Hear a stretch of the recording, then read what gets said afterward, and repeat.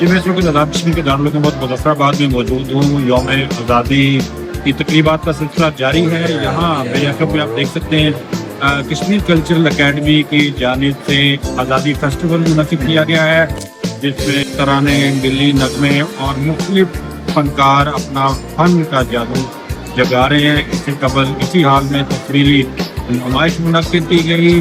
اکابرین تحریک پاکستان کی تصاویر یہاں پہ آویزاں کی گئی تھی. پھر کشمیر کلچر کے حوالے سے یہاں پہ ہینڈی کرافٹ اور کشمیری کشیدہ کاری کے حوالے سے اسٹالس کی بھی نمائش کی گئی. عوام کی بڑی تعداد اس آزادی کی تقریب میں موجود ہے اور لوگوں کا بلبلہ، لوگوں کا جذبہ جذبہ دیدنی ہے. آپ کو معلوم ہے آج یوم آزادی کا دن ہے اور ہم سے بہت اچھے انداز سے بھرپور کر رہے ہیں. اس کے علاوہ یہاں پر بہت جن لوگوں نے اس ملک کو حاصل کرنے کے لیے قربانیاں دی ان کی تصویر یہاں پر موجود ہیں، جو ہماری نوجوان نسل کو یہ بتا رہی ہیں کہ انہوں نے کتنی قربانی کے بعد یہ وطن حاصل کیا. اور ہم ایک دن ہم کشمیری بھی آزاد ہوں گے اور ہم پاکستان کے ساتھ مل کر بھرپور یہ آزادی کا دن منا رہے ہیں. 14 اگست کا دن ماشاء اللہ ہمارے لیے خاص کر پاکستان اور کشمیر کے لیے بہت اہم ہے اور اس میں ہم بہت خوشی مناتے ہیں. بڑی جوش و خروش سے ہم کشمیری بھی مناتے ہیں اور پاکستانی بھی مناتے ہیں.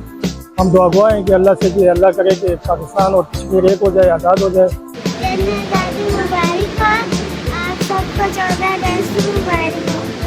ہمیں اللہ تعالیٰ کا شکر ادا کرنا چاہیے.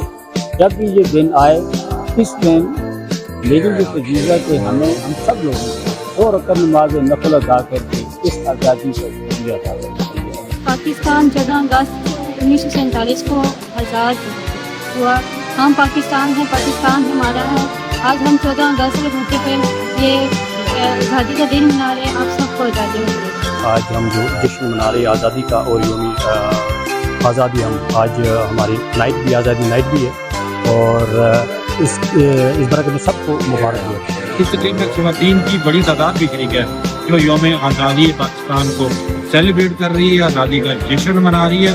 اور آج کے دن وہ لوگ یہاں پہ موجود ہیں، آزادی کی خوشی ہے، وہ اپنی فیملی کے ساتھ یہاں انجوائے کر سکتے ہیں. سنو ڈیجیٹل کے لیے سعید الرحمان صدیقی، مظفرآباد، آزاد کشمیر.